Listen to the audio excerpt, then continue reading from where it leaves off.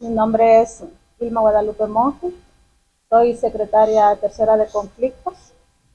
Eh, Les voy a dar lectura al comunicado de prensa que cada uno de ustedes tiene ahí también. El Sindicato de Maestros y Maestras de Educación Pública de El Salvador, SIMEDUCO, a los medios de prensa, a la comunidad nacional e internacional comunica. 1.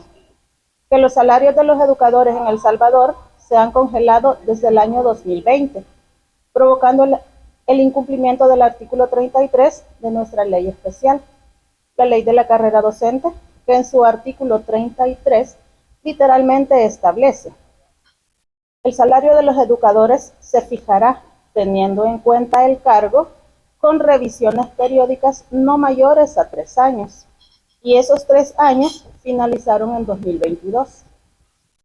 2. Que el alto costo de la vida en nuestro país se ha incrementado considerablemente y, según el Centro de Defensa del Consumidor, el costo de la vida supera los $900, por lo que consideramos injusto el evitar actualizar los salarios de los educadores.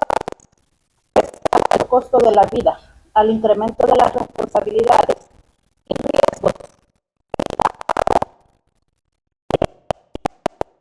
a la supresión de derechos conquistados, como la eliminación de los 15 días de permiso sin comprobante médico al año, derecho que data de más de 84 años, y la necesidad de la sociedad salvadoreña en la formación de profesionales honestos y capaces de sacar al país del subdesarrollo. 3. Contrario a la aplicación de un merecido reconocimiento a la labor docente, se ha recurrido a la implementación de acciones de persecución política y otras violatorias a los derechos de los profesores y a los convenios internacionales de la Organización Internacional del Trabajo. Pues en educación se han destituido de sus cargos de directores a dirigentes sindicales sin ningún proceso legal, como el profesor José Daniel Rodríguez González, secretario general de SIMEDUCO, y al profesor Saúl Alexander Rosales Vázquez, primer secretario de conflictos de SIMEDUCO, violentando la Constitución de la República de El Salvador en su artículo 47, cuarto inciso, que literalmente establece: los miembros de las directivas sindicales deberán ser salvadoreños por nacimiento y durante el periodo de su elección y mandato, y hasta después de transcurrido un año de haber cesado en sus funciones, no podrán ser despedidos, suspendidos disciplinariamente, trasladados o desmejorados de sus condiciones de trabajo, sino por justa causa calificada previamente por la autoridad competente. 4. Exhortamos a las instituciones responsables de velar por los derechos humanos de los ciudadanos salvadoreños a asumir su papel de fiscalizadoras de las acciones del Estado, a fin de garantizar el irrestricto cumplimiento de sus deberes. Y,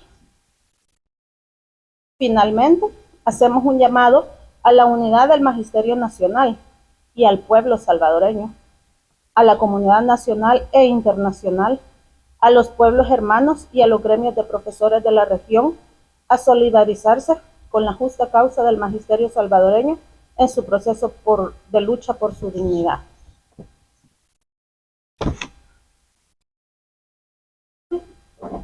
Bien, gracias.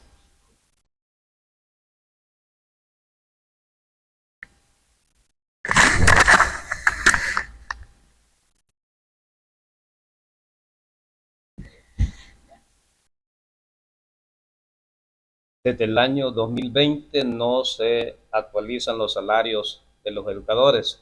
Llevamos ya 4 años, 9 meses con 15 días, sin que el ministro de Educación tome en cuenta el mandato que establece la ley de la carrera docente, que es una ley especial para el magisterio, el artículo 33.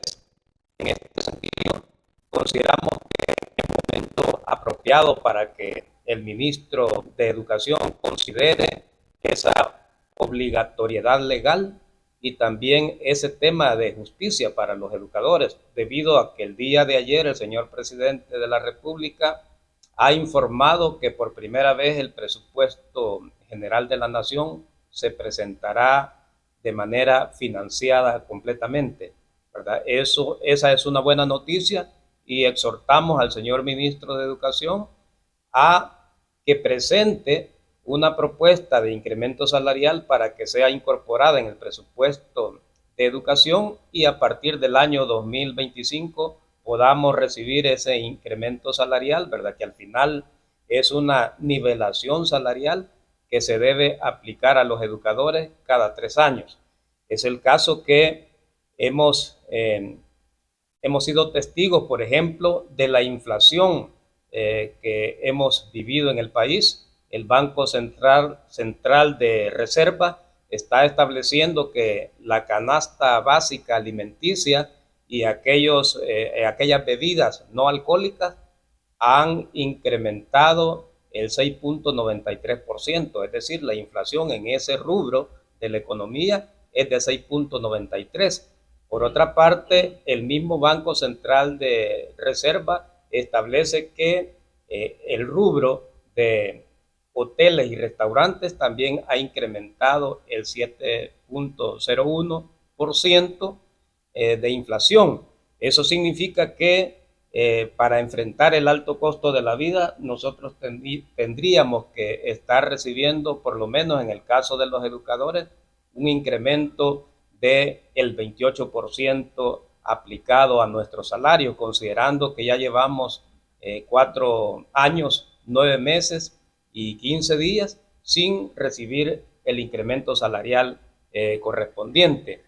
En ese sentido también, en otro orden de ideas, estamos denunciando la persecución político-sindical que se ha desatado en educación y que producto de esa persecución nosotros tenemos como sindicato a 2 compañeros que son miembros de la directiva nacional de nuestro sindicato que tienen la protección establecida en el artículo 47 de nuestra Constitución, que tienen la protección del convenio 87 de la Organización Internacional del Trabajo y que sin embargo han sido desmejorados en sus condiciones laborales a través de actos arbitrarios, sin respetar los debidos procesos establecidos ni siquiera en nuestra ley especial, que establece que a los maestros hay que procesarlos en la junta de la carrera docente. Ni siquiera eso ha ocurrido,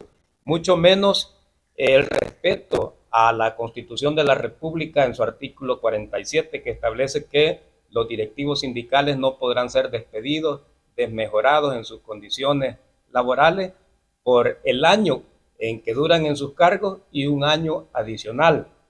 Es el caso que el compañero José Daniel Rodríguez González es en la actualidad el secretario general de Cimeduco y el compañero Saúl Alexander Rosales, ¿verdad?, que está acá con nosotros, es el primer secretario de conflicto. Pero es el caso que uno de los funcionarios del Ministerio de Educación se atrevió a aplicar un artículo, el artículo 40 de la ley de la carrera docente, que ese artículo 40 se aplica únicamente para aquellos directores que son interinos y que se les ha comprobado faltas en los tribunales.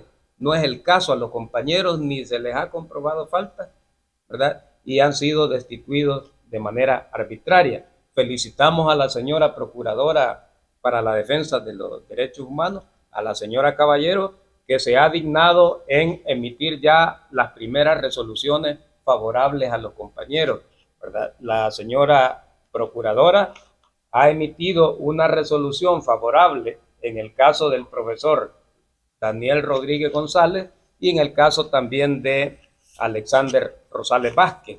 Ambas resoluciones son favorables a nuestras pretensiones legales. Recordemos que el marco jurídico salvadoreño se fundamenta en el derecho romano y por tanto se aplica la pirámide de Kelsen. Es decir, en primer orden se aplica la Constitución de la República. Es básicamente lo que se ha violentado en su artículo 47. En segundo orden se aplican los convenios y tratados internacionales, tenemos el convenio firmado por el gobierno de El Salvador, ratificado en el año 2006, que es el convenio 87. Ese convenio que garantiza la estabilidad laboral de los dirigentes sindicales y que también protege las libertades sindicales, es justamente este convenio internacional que ha sido violentado por el Estado salvadoreño. Por tanto, y en consecuencia, en los próximos días, nuestro sindicato estará enviando a una delegación hasta Costa Rica, en donde se encuentra la oficina de la OIT, para interponer las quejas correspondientes, a fin de que se condene al Estado salvadoreño por las frecuentes violaciones a los derechos sindicales y por atentar contra las libertades sindicales. Dicho sea de paso, este tipo de persecución político-sindical hacia los empleados públicos no lo habíamos presenciado en el país desde hace más de 80 años con la dictadura de Maximiliano Hernández Martínez, ¿verdad? Así que hemos pasado más de 80 años en una situación de más o menos respetando las libertades sindicales y respetando a los trabajadores por medio de la libertad sindical de sus autoridades, es decir, los dirigentes sindicales. En ese sentido, anunciamos que vamos a continuar con estos casos. Ya las instituciones se están pronunciando, tal como es el caso de la Procuraduría para la Defensa de los Derechos Humanos, pero faltan otras instituciones que se pronuncien en el país. Sin embargo, nosotros vamos a proceder a interponer la queja en la Organización Internacional del Trabajo en Costa Rica, pero también vamos a acudir a las instancias internacionales de no resolverse estos casos acá a nivel interno. Y finalmente, ¿verdad? Nosotros consideramos que es momento de hacer un llamado a la unidad del magisterio. En educación habemos alrededor de 14 organizaciones legalmente constituidas y le estamos invitando a sumar esfuerzos para enfrentar esta discriminación a la clase trabajadora. Muchas gracias, amigos de la prensa.